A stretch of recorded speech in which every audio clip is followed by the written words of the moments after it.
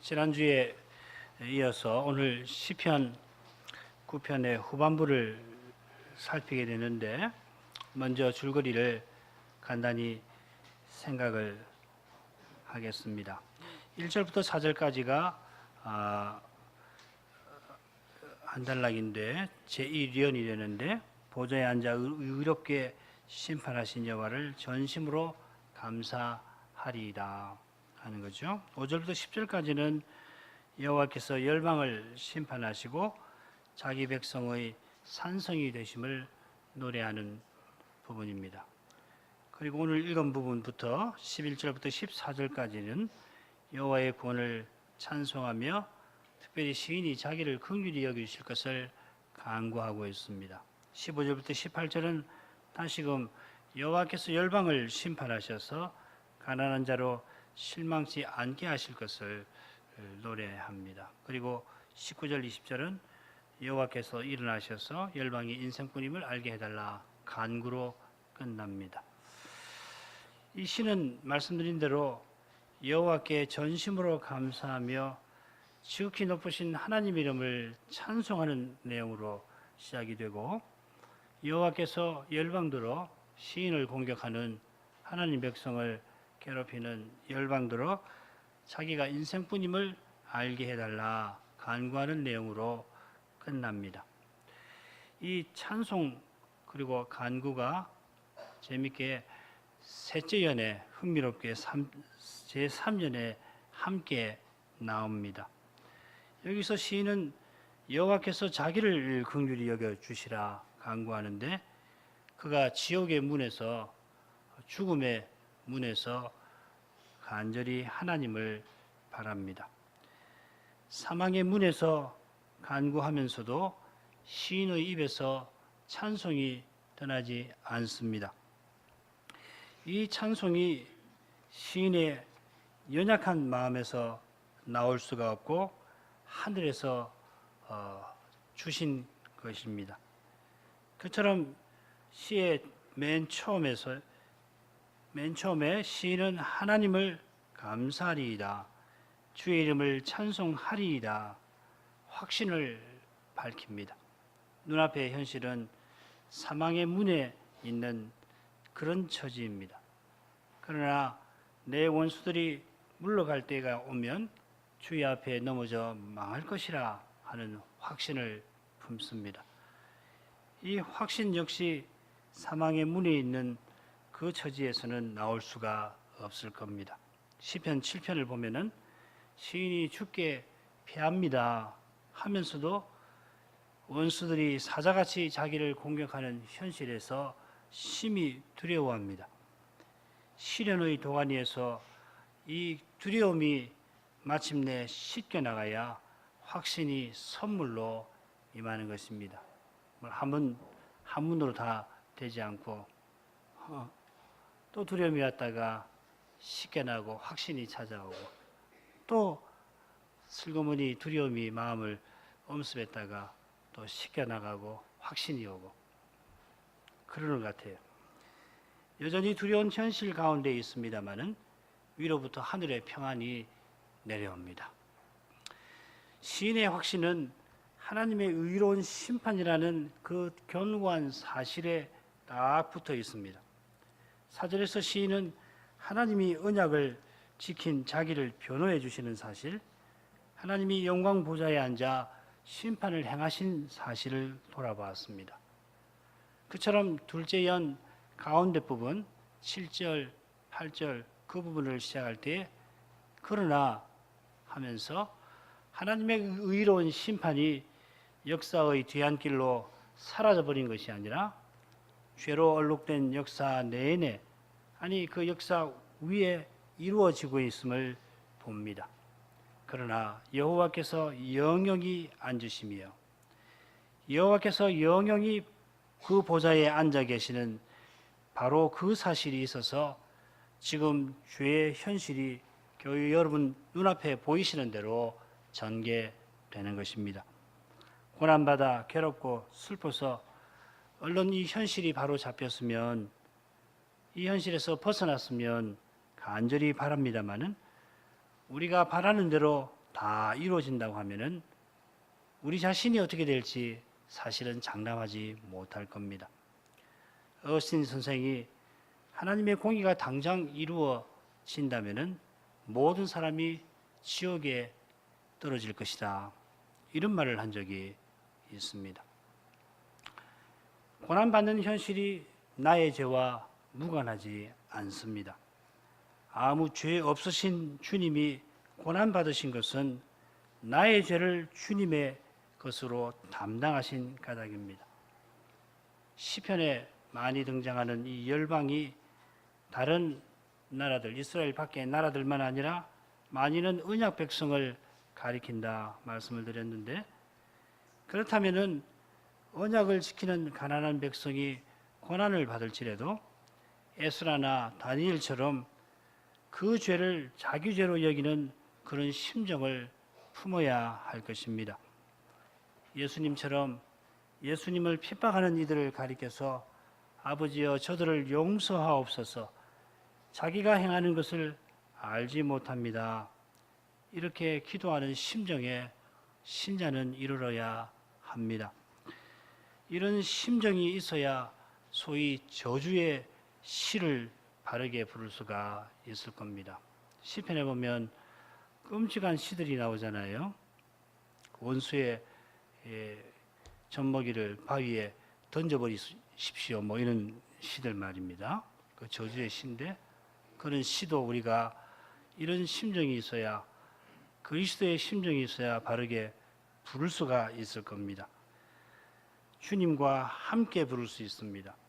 주님과 함께 시를 불러야 바르게 부를 수 있습니다. 그리스도의 심정으로야만 이 시 교훈을 바르게 깨닫게 될 것입니다. 시인은 여호와의 영영한 통치를 바라보면서 한편으로 여호와께서 원수들을 영영히 심판하신 일을 선언하고, 다른 한편으로는 압제당하는 사람들, 곧 주님께 피하는 자들을 구원하실 일을 노래합니다. 자, 이것이 지난 시간 살핀 둘째 연의 요지입니다. 오늘 살필 넷째 연도 비슷한 주제가 나올 겁니다. 자, 그러면 이제 셋째 연으로 나갈 수 있겠습니다. 조금 전에 말씀드린 대로 이 셋째 연은 시인이 사망의 문에서 여호와여 나를 긍휼히 여기소서 간구하는 내용 13절을 중심으로 찬송의 주제를 앞뒤로 다룹니다. 찬송은 시온과 붙어 있습니다. 시인은 시온에 거하신 여호와를 찬송하라 권하고, 그렇게 셋째 연을 시작하고 시온의 문에서 자기가 주의 구원을 기뻐하게 될 그 일을 바라봅니다. 자, 이런 줄거리를 바탕 삼아서 제3연을 세 부분으로 나눠보겠습니다. 먼저 11절, 12절입니다. 시인은 여호와를 찬송하라고 권하면서 그 이유를 노래합니다. 제가 노래한다 표현한 이 점에 잠시 주목해 주십시오. 이유를 논리적으로 설명하기 좋아하는 우리 현대인에게는 이게 낯선 일일지 모르겠습니다만은, 모든 참된 근거, 이유를 댄다는 것은 근거를 대는데, 모든 참된 근거는 하나님을 찬송할 주제입니다.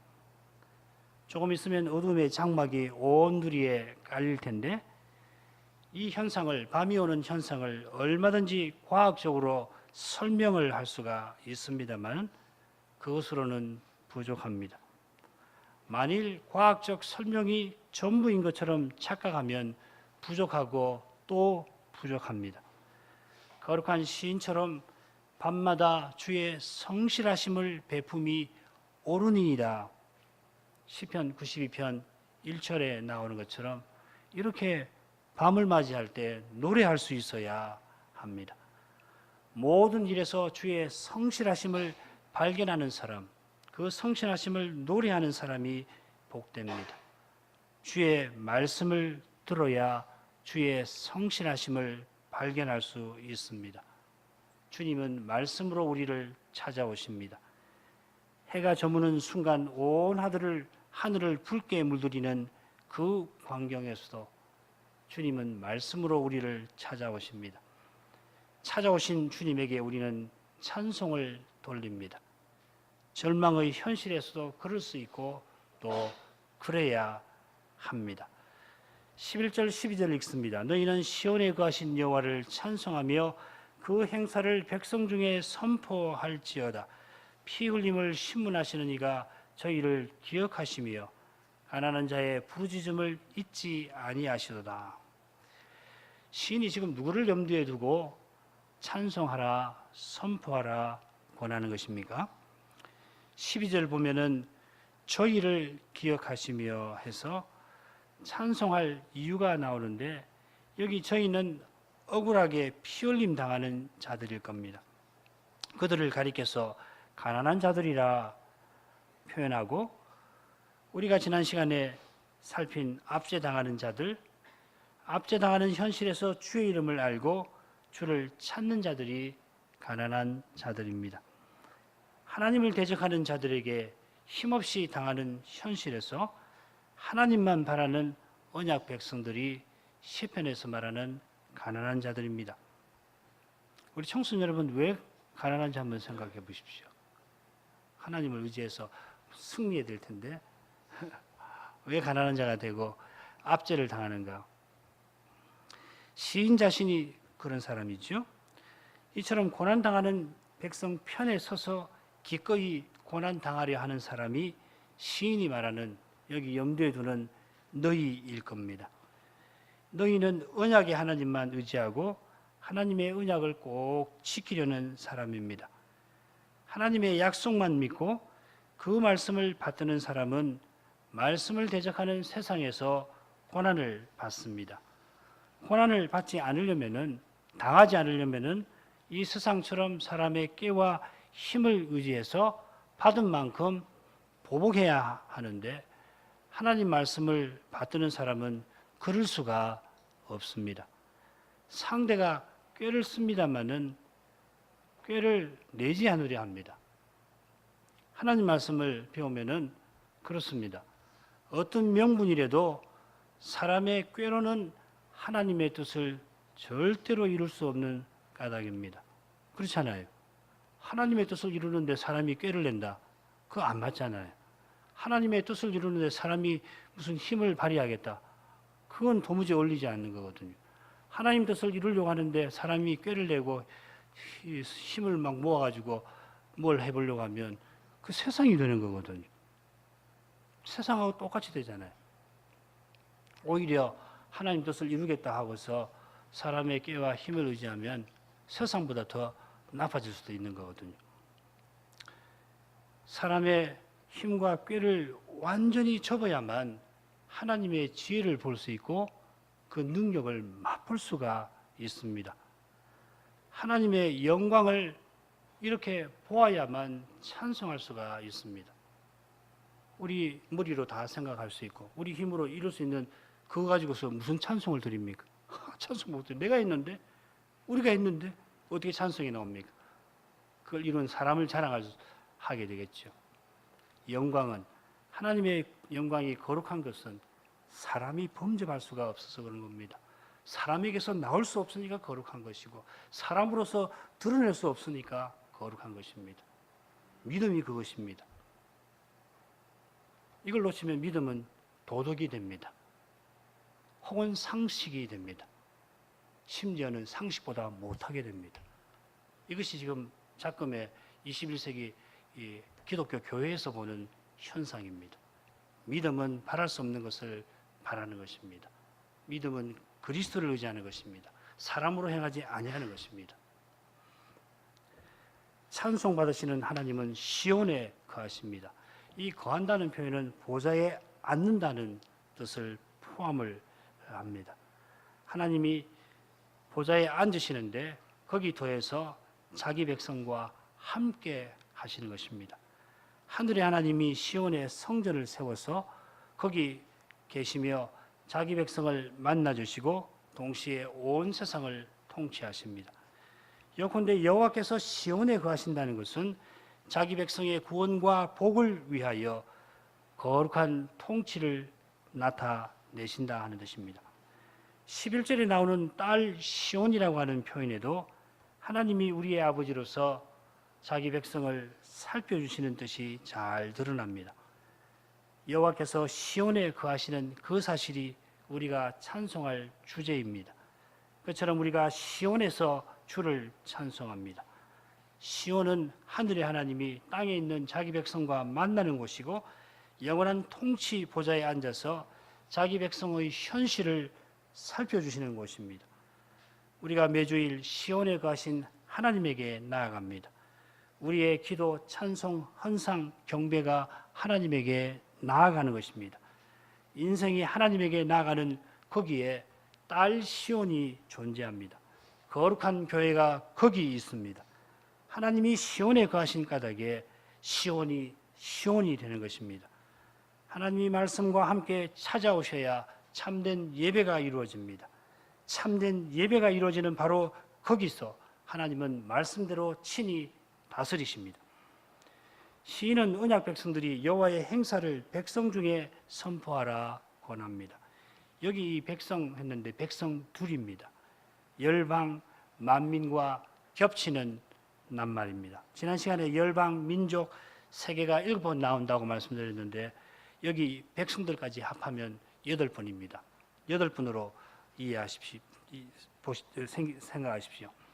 제2연에서 하나님께서 열방을 심판하신 사실과 영영이 심판하시는 사실과 자기 백성을 구원하신 일을 이야기했는데 구원받은 언약 백성이 시온에서 찬송하게 되면 그것이 하나님의 구원을 선포하는 것이라 합니다.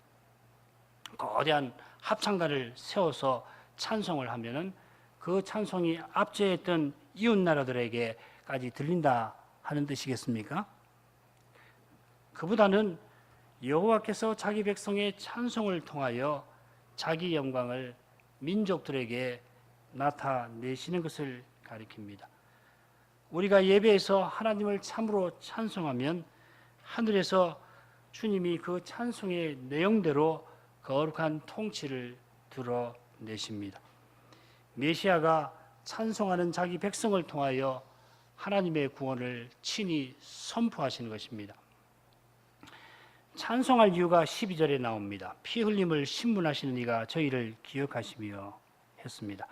이 피 흘림을 신문하신다 하는 표현은 무죄한 사람의 피를 갚아서 피 흘린 사람의 그 피를 형벌로 물으신다 하시는 것입니다.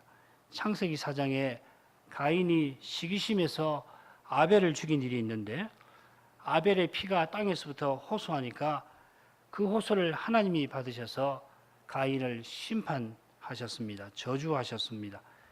비슷하게 가난한 자가 부르짖을 때에 하나님은 그 부르짖음을 결코 잊지 아니하십니다. 문맥을 보면 가난한 자가 누군지 잘 알 수가 있죠. 이미 설명도 해드렸습니다마는 15절에 암시되어 있는 대로 억울하게 사망의 문에 처해 있는 사람입니다. 아벨같이 죽을 처지에 놓인 사람입니다. 하나님은 고난당하는 자기 백성의 부르짖음을 결코 잊지 아니하십니다.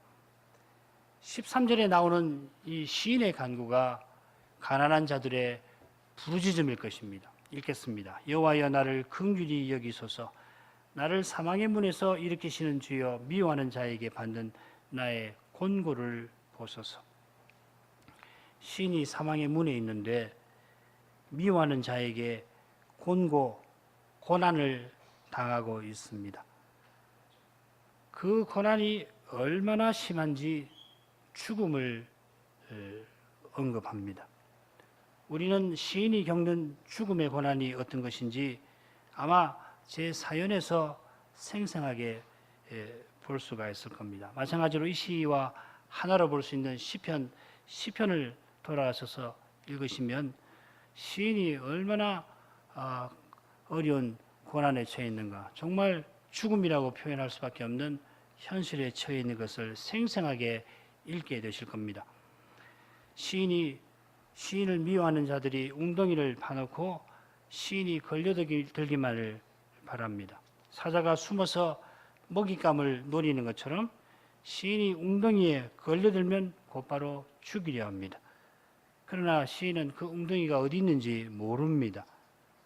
언제 자기 발밑이 무너질지 모릅니다.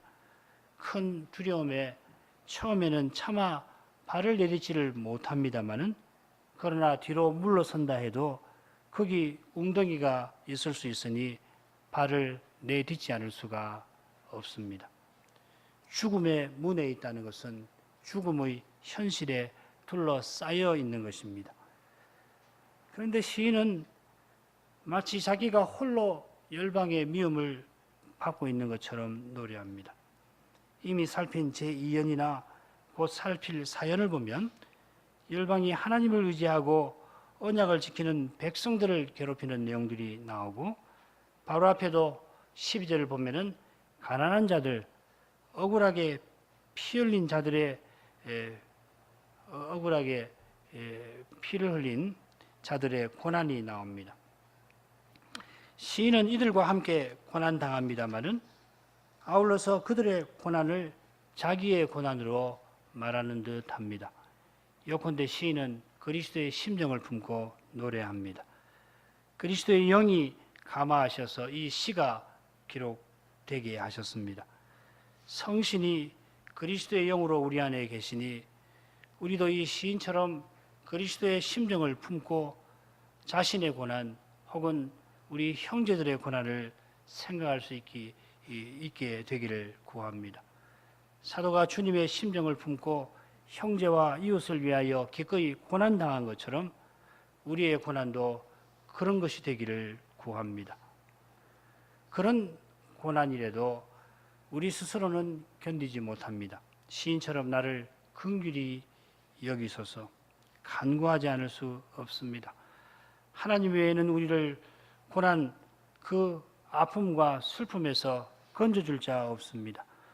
하나님의 긍휼하심이 고난 중에 우리의 유일한 소망입니다. 고난 주시는 주님이 우리에게 기도도 주십니다. 기도하게 하시는 하나님이 소망하게 하십니다. 소망하게 하시는 주님이 고난을 견디게 하십니다. 그 주님 안에서 우리가 고난을 회피하지 않게 됩니다.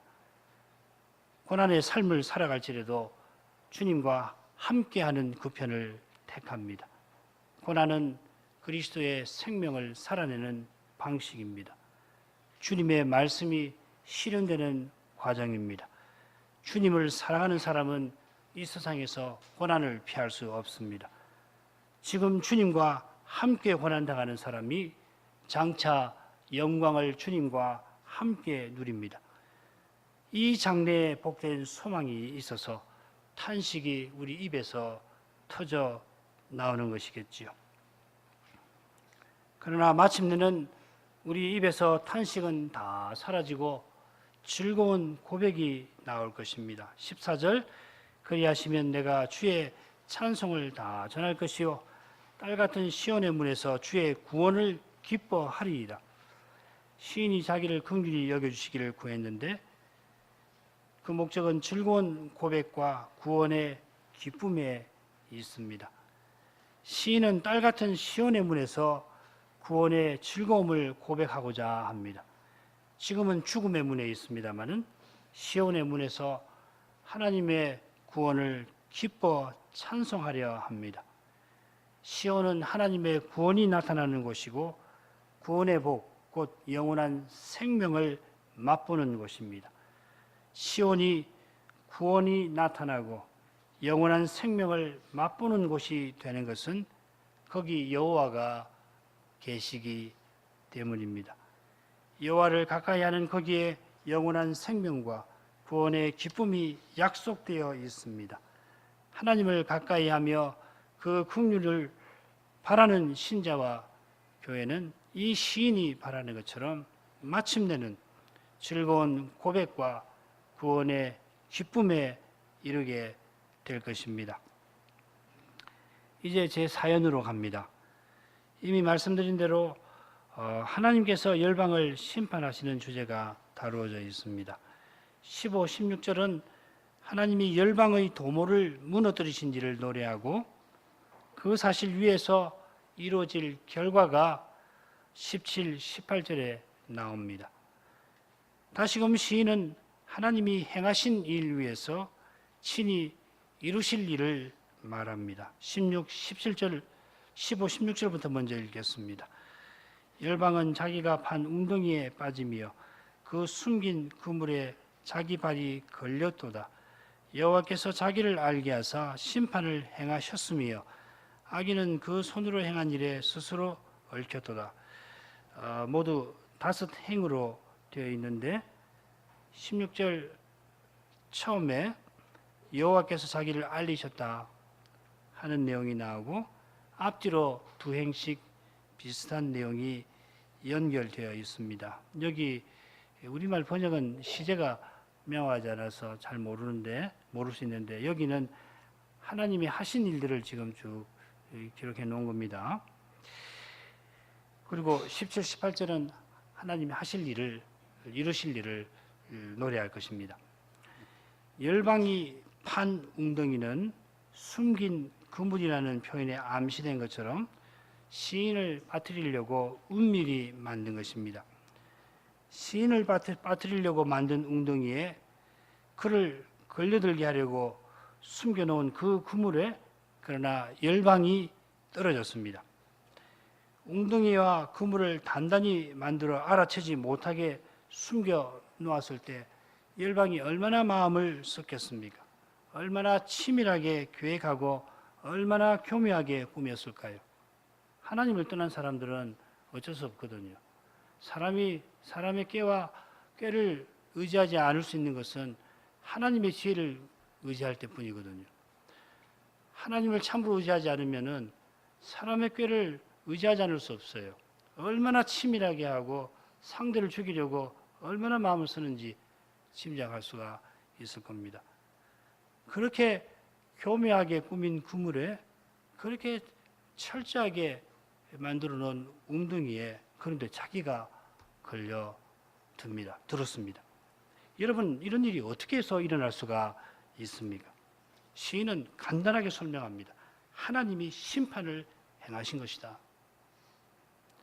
연약한 시인으로서는, 사람으로서는 그 웅덩이를 피할 도리가 없고 그 그물을 벗어날 수가 없었습니다. 우리 교회 여러분 그런 경험들을 이미 하셨을 줄 믿습니다. 특별히 이 세상에서 직장이나 이런 데서 그런 경험들을 하셨을 거라고 믿습니다. 사람 볼 때는 꼼짝 없거든요. 그런데 그 웅덩이에 열방이 빠져 있습니다. 16절에는 악인이 그 손으로 행한 일에 스스로 얽혔다 했는데 좀 더 정확하게 표현하면은 자기 손으로 행한 그 일에 의하여서 자기가 그물에 걸려들었다는 겁니다. 그물을 만들어 놓고 자기도 모르는 사이에 빠졌다는 말입니다만은 자기가 시인을 빠뜨리려고 하나님 백성을 빠뜨리려고 행하는 바로 그 일에 의해서 자기가 그물에 걸렸다는 거예요. 연약한 언약 백성이 자기가 쳐놓은 그물로 꼼짝없이 걸려 들어오니까 그물에 완전히 걸려들게 하려 했는데 그런데 걸려든 것은 누구냐면 열방이라는 것입니다. 사람이 생각할 수 없는 일이 일어났습니다. 사람이 바랄 수 없는 일이 벌어졌습니다. 하나님이 하신 일입니다. 하나님이 거룩한 심판으로 열방의 악한 꾀를 무너뜨리셨습니다. 이런 일에서 하나님은 자기를 알리셨습니다. 하나님은 자기를 알려서 이런 일을 행하십니다. 이것이 하나님의 거룩하심입니다. 의로우신 하나님이 죄인을 위하여 십자가 지신 거기에 이 거룩하심이 있습니다. 예수님이 십자가에 달리실 때 원수들의 꾀가 이루어지는 것 같았습니다마는 그런데 하나님의 뜻이 이루어져서 원수들이 십자가에 의하여서 무장 해제를 당했습니다. 예수님이 십자가에서 죽으셨는데 돌아가셨는데 그 죽으심으로 말미암아 사망의 세력을 잡은 자 마귀를 없이 하셨습니다. 십자가에서 하나님이 자기가 하나님이심을 친히 알리셨습니다. 구약 시대의 모든 구속 사건은 이 십자가를 가리킵니다. 이 십자가 위에서 모든 구원이 이루어집니다. 우리의 구원은 고난을 통하여 영광에 나아가는 데 있습니다. 그리스도는 우리와 함께 고난 받으심으로 이미 얻으신 영광에 우리를 이끌어 가십니다. 악인의 꾀가 신자의 고난을 가져옵니다마는 그 고난에서 그 꾀가 이미 심판받습니다. 사람의 힘을 의지하지 아니하니까 고난 받아야 합니다마는 고난 받는 신자에게서 하나님의 능력이 드러납니다. 시인은 하나님이 자기를 친히 알려서 의로운 심판을 행하신 그 이루어진 사실 위에서 이제 악인의 멸망과 가난한 자의 구원을 노래합니다. 악인이 음부로 돌아가며 하나님을 잊어버린 모든 열방이 그리하리로다. 궁핍한 자가 항상 잊어버림을 보지 아니하며 가난한 자가 영영이 실망치 아니하리로다. 이 부분이 이 교차로 이루어져서 시인의 교훈을 깨닫기 위하여 그 점에 주목할 필요가 있겠습니다. 악인의 멸망, 하나님을 잊어버린 모든 열방, 하나님이 잊지 아니하시는 궁핍한 자들, 가난한 자들의 소망 혹은 구원. 하나님을 잊어버린 모든 악인은 음부로 돌아가고 하나님이 잊지 아니하시는 자기 백성은 절대로 소망이 사라지지 않습니다. 구원을 얻을 것입니다. 하나님을 잊어버림은 하나님을 부르지 않음이고 하나님 없이 사는 것입니다. 하나님 없이 사는 사람이 악인인 것은 사람의 이름을 내고 사람의 세계를 세우려는 데에 있습니다. 본래 사람은 하나님을 향하여 지원받아 하나님을 찬송하기 위하여 살았습니다. 하나님의 이름을 부르는 것이 인생의 보람이고 인생의 목적이 하나님께로 나아가는 것입니다. 하나님을 잊어버림이 열방의 악한 성격입니다. 하나님 없는 세계가 열방의 허망한 목표이고 이 허망한 목표를 이루려고 사람의 힘과 꾀를 의지하는 것이 열방의 진면목입니다. 이런 열방에서 하나님이 불러내신 백성이 있습니다.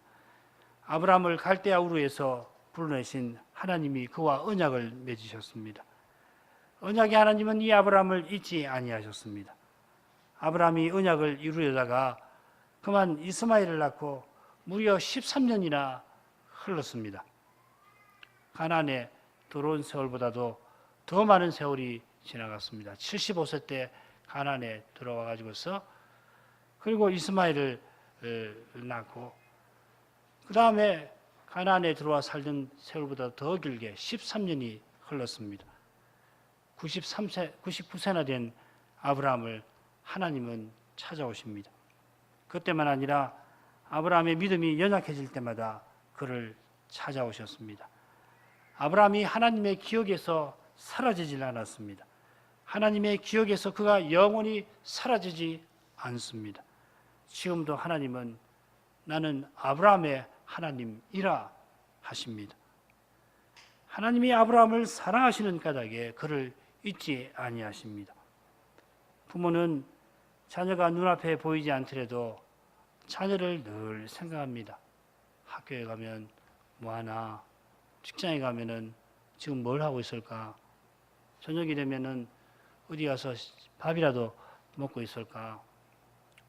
그런 부모도 바쁜 일상 중에 자녀를 있곤 합니다마는 하나님은 우리를 잊지 아니하십니다.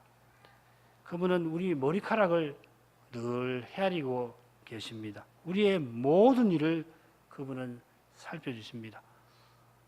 어거스틴이 이런 걸 깨닫고서 하나님은 이 세상에 나 홀로 있는 것처럼 살아가신다 했겠지요. 물론 하나님이 나를 잊어버리신 것 같은 그런 느낌이 들 만큼 우리의 현실이 힘들 때가 있습니다. 시편이 그런 탄식으로 시작됩니다. 사실 어려운 현실이 참으로 힘든 것은 하나님이 가장 절실한 바로 그때에 그 하나님이 멀리 계신 것처럼 느껴지기 때문입니다. 시편에 그런 심정을 드러내는 노래가 얼마나 많습니까? 다음번에 배울 시편도 그렇습니다. 하나님이 그러나 우리를 사랑하셔서 이런 심정을 우리가 적절히 드러내게 하시려고 이런 시편을 많이 지어주신 것 같습니다. 이런 노래까지 우리에게 지어주신 하나님이 우리를 어찌 잊으시겠습니까? 하나님이 나를 잊어버리심을 우리가 크게 두려워하는 것은 우리가 이미 하나님의 그 사랑을 맛본 까닭이 아니고 무엇이겠습니까?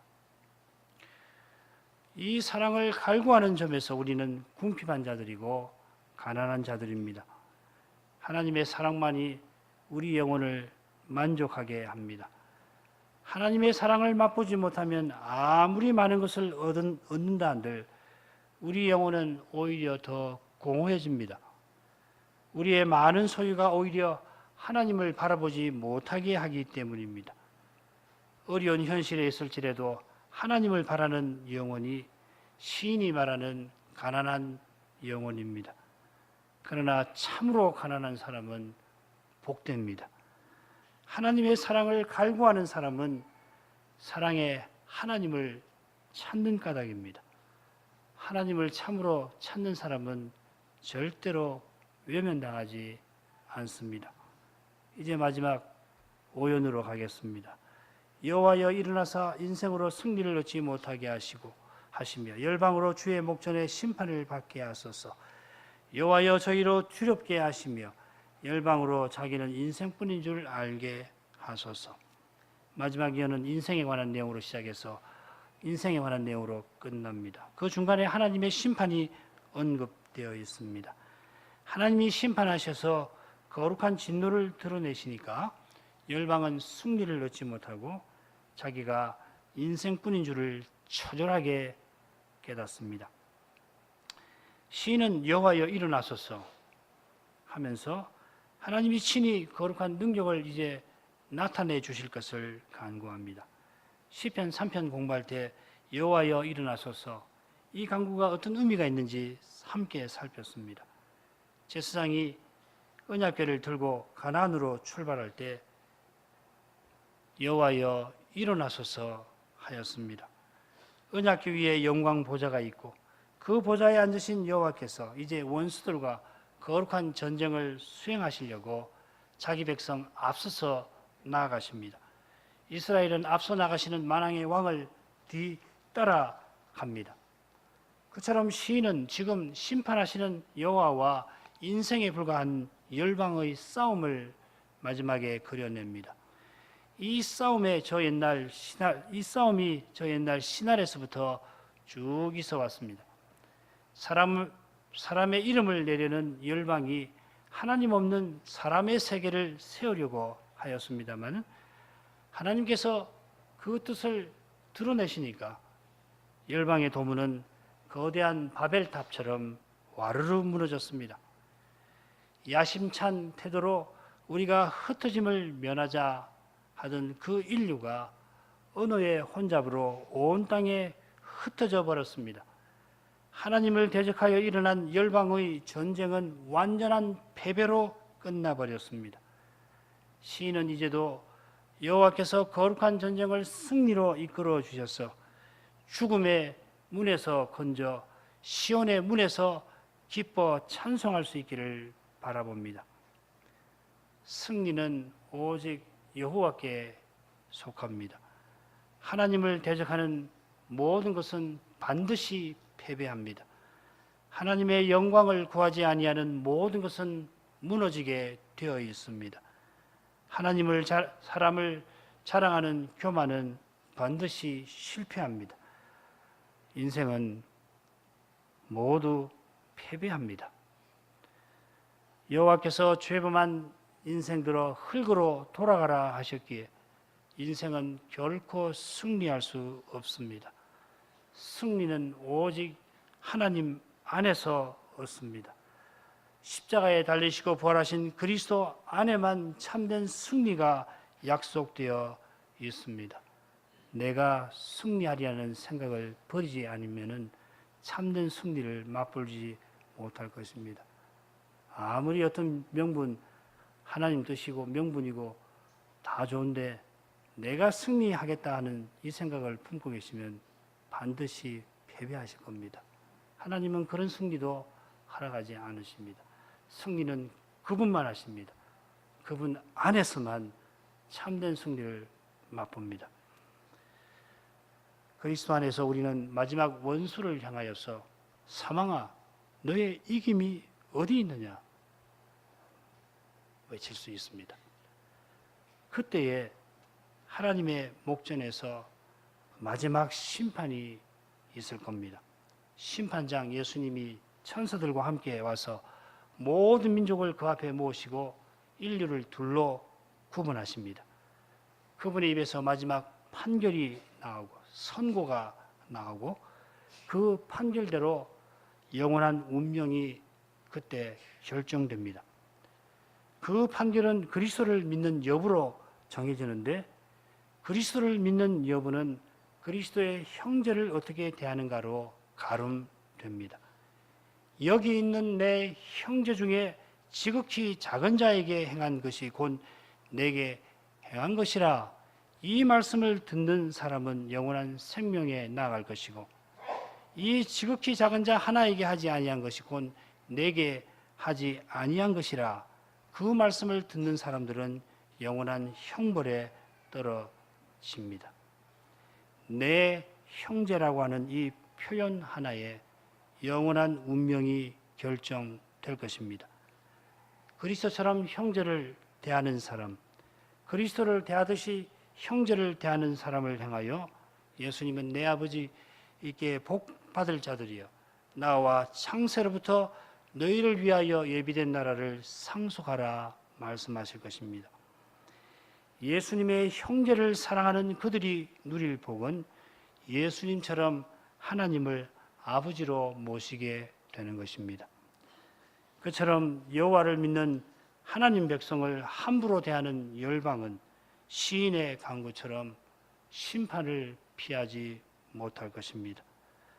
그분이 심판하실 때 열방을 두려움에 떨어지게 하실 것입니다. 열방이 하나님의 진노 앞에서 영원한 두려움 가운데 떨 것입니다. 자기 자녀도 그 영혼을 떨리게 만드시는 그분이 우리가 죄범하면 우리가 자녀인데도 우리 영혼을 떨게 만드시는 하나님이 회개치 아니하는 죄인에게 얼마나 진노하실지 상상하기가 어렵습니다.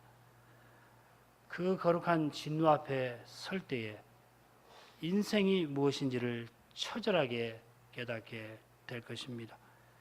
시편 6편의 시인이 하나님의 징계 앞에서 연약한 피조물의 그 비참함을 철저히 맛보았는데 하나님의 형벌하시는 진노 앞에서는 말할 것이 없습니다. 열방이 높은 마음을 품고 시인과 가난한 백성을 멸하려고 악한 꾀를 동원하고 사람의 힘을 자랑하였습니다마는 하나님은 사람의 힘과 꾀가 무엇인가를 그때 고스란히 드러내실 것입니다. 지금도 그 일을 행하십니다. 기도하겠습니다. 거룩하신 아버지, 구약의 시인이 그리스도의 심정을 품고 죽음의 문에서 하나님의 거룩하심을 의지하여 마침내 시온의 문에서 기뻐 찬송할 일을 소망하는 시를 기록하였습니다. 눈앞에는 죽음의 문이 입을 벌리고 있습니다만 하나님이 시온의 영광 보좌를 두시고 거기서 여전히 의로운 통치를 나타내심을 그가 바라보았습니다. 그 의로운 통치를 드러내실 때 시인을 빠뜨려 죽이려 하던 그 웅덩이가 시인을 미워하던 자들의 무덤이 되게 하실 것입니다. 시인을 빠뜨려 죽이려 하던 바로 그 일에 의하여 그들이 거기 빠지게 만드실 것입니다. 사람의 간교한 꾀가 그에게 올무가 되는 것은 하나님이 심판하시는 까닭입니다. 하나님은 실로 거룩하십니다. 이 거룩하신 하나님을 저희가 잠잠히 기다립니다. 하나님의 말씀을 바랍니다. 깊은 곳에서 드리는 저희 기도가 하늘에 도달합니다. 하늘의 하나님이 저 깊은 곳도 다 헤아려 주십니다. 장차 주님 다시 오시는 그날을 이제도 바라봅니다. 그날 저희 모든 문제가 해결되어 있을 것입니다. 그날에는 하나님을 찬송할 일만 우리를 기다리고 있을 것입니다. 예수님의 이름으로 기도합니다. 아멘.